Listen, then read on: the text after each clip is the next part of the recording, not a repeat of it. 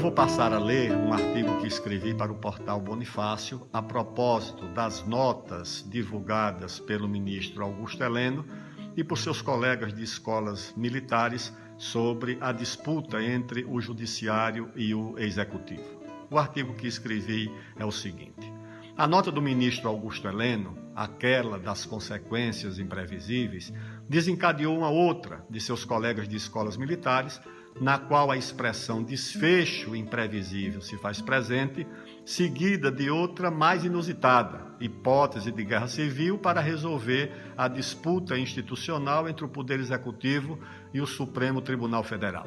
A memória me aponta algumas das terríveis guerras civis que ensanguentaram o solo pátrio. Durante a regência tivemos 4, simultâneas. No Rio Grande do Sul, a farroupilha. Na Bahia, a sabinada. No Maranhão, a balaiada. No Pará, a cabanagem, que geraram massacres, ameaçaram a unidade do Brasil e a integridade do território e criaram sequelas indesejáveis na vida nacional. Depois da República, vivemos a revolta federalista, com suas degolas de lado a lado. E no ocaso do século XIX, a tragédia de Canudos, com todos os seus horrores. No início do século XX, o país conheceu uma guerra civil entre militares rebeldes e legalistas, o tenentismo, guerreando ao longo de 2 anos por todo o território nacional. Todas estas lutas fratricidas deixaram marcas indesejáveis na alma e no corpo da pátria. Cogitar reproduzi-las para resolver uma disputa entre poderes e corporações não passa de inconsequência inaceitável e testemunho da imaturidade e alienação daqueles que assim raciocinam. Os que reclamam do enfraquecimento do poder executivo, vis-à-vis os demais poderes, estão cobertos de razão, mas cometem desatino quando imaginam, em delírio anacrônico, que podem resolver o conflito via a ameaça, como fez o ministro Heleno, ou a guerra civil, como fazem seus amigos de escola. Aliás, a agenda motivo de queixas do presidente da República e de seus aliados, e que resultou na fragmentação do orçamento da União em emendas paroquiais e interesses corporativos, foi um dos instrumentos usados para enfraquecer a presidente Dilma Rousseff e seu governo, tudo conduzido pelo então presidente da Câmara, Eduardo Cunha, com a celebração e os votos dos atuais detentores do poder. E se a presidente Dilma tivesse dado posse ao seu ministro da Casa Civil, a revelia do Supremo Tribunal Federal? E se a mesma presidente mandasse prender na época o juiz de primeiro grau que cometeu crime contra a Lei de Segurança Nacional ao violar o sigilo telefônico da Presidência da República em matéria que já estava fora de sua alçada?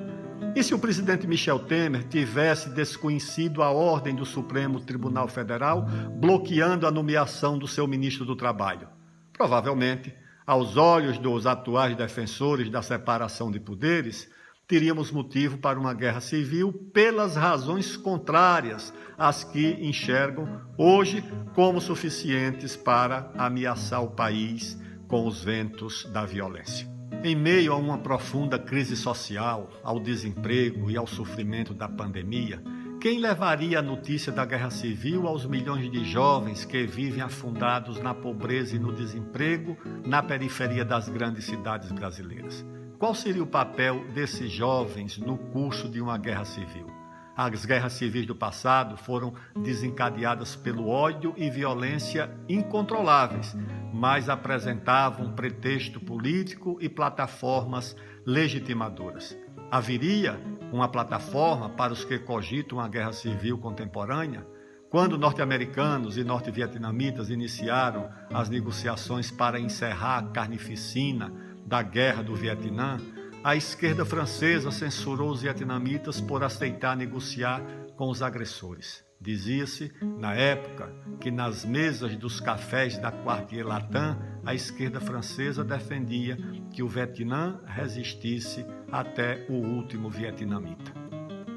É de se perguntar aos corifeus da nova guerra civil brasileira até quantos brasileiros precisariam ser sacrificados para que a presidência da República tivesse suas prerrogativas respeitadas pelo Poder Judiciário.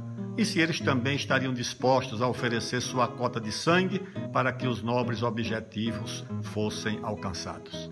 Não.